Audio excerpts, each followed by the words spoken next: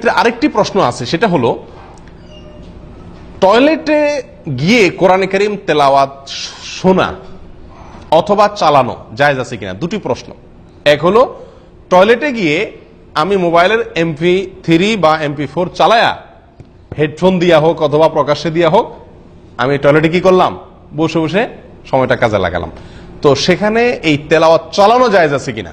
উত্তর হলো জায়েজ নাই। কেন জায়েজ নাই? কারণ কোরআনে কারীম এটা সম্মানের পাত্র। সারা পৃথিবীর সকল যুগের সকল উলামা ইকরাম একমত যে কোরআনে কারীম এর সম্মান করা প্রত্যেক ইমানদার ব্যক্তির জন্য অপরিহার্য, জরুরি। যদি কোনো কোরআনে কারীমের অসম্মান হয় কোনোভাবে, সেরকম কোনো কাজ করা কোনো মুসলমানের জন্য জায়েজ নাই। আর টয়লেট এই জায়গায় গিয়ে কোরআনে কারীম সুইচ দিয়ে তেলাওয়াত চালানো, সেখানে বসে বসে কোরআনে কারীম এর তেলাওয়াত চালানো, এটা কোরআনে কারীমের এক ধরনের নিঃসন্দেহে অসম্মান এবং অপমান। আল্লাহ সুবহানাহু ওয়া তাআলা বলেছেন, ওয়া মান ইউআযযিম শাআইরাল্লাহি ফাইন্নাহা মিন তাকওয়াল কুলুব।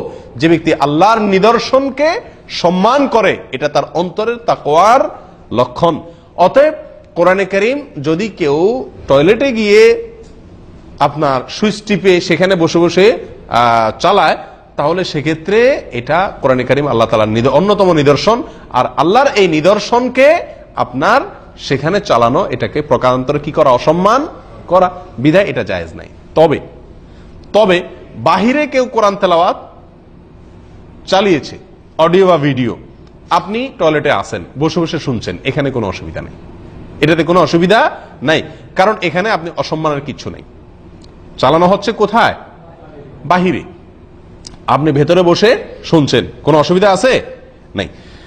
এক্ষেত্রে আল্লামা বিন বাজ রাহিমাহুল্লাহ একটা ঘটনা উল্লেখ করেছেন, বেশ দারুণ একটি ঘটনা। সেটা হলো উনি বলেছেন যে সম্ভবত আল্লামা ইমাম ইবনে তাইমিয়া রাহমাতুল্লাহি আলাইহির দাদা, ইমাম ইবনে তাইমিয়া রাহিমাহুল্লাহর দাদা, তিনি যখন টয়লেটে যেতেন, তো যাওয়ার সময় লোকদেরকে বলতেন যে তোমরা তেলাওয়াত চালাও বা তেলাওয়াত করো। টয়লেটে যে সময়টা আমি থাকবো, সেই সময়টা আল্লাহর জিকির তো অন্তর দ্বারা তো করা যাবে, ঠিক আছে, কিন্তু আমার কান দিয়ে যে ইবাদত করা, মুখ দিয়ে যে ইবাদত করা, সেই ইবাদত করার সুযোগ তো সাধারণত হয় না। তো তোমরা তেলাওয়াত করো যেন আমি বসে অন্তত সেখানে শুনতে পাই, সময়টা যেন কাজে লাগাইতে পারি। এখানে প্রথম শিক্ষা হলো যে জীবনকে কিভাবে তারা কাজে লাগিয়েছেন।